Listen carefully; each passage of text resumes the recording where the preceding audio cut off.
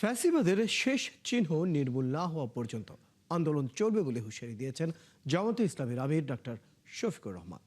গণভোটের রায় বাস্তবায়ন ও গণহত্যার বিচার দাবিতে বিকেলে রাজধানীর মিরপুরে দলের সমাবেশে তিনি এসব কথা বলেন।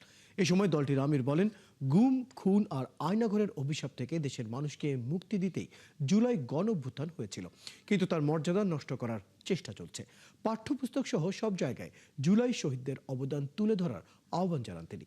সমাবেশে বিরোধী দলীয় নেতা সরকারকে সতর্ক করে বলেন, জনগণের রায় অস্বীকার করার অতীত পরিণতি ভালো নয়।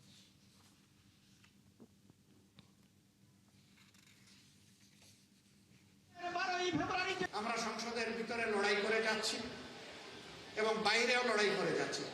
আজকের এই আয়োজন সেই লড়াইয়ের অংশ।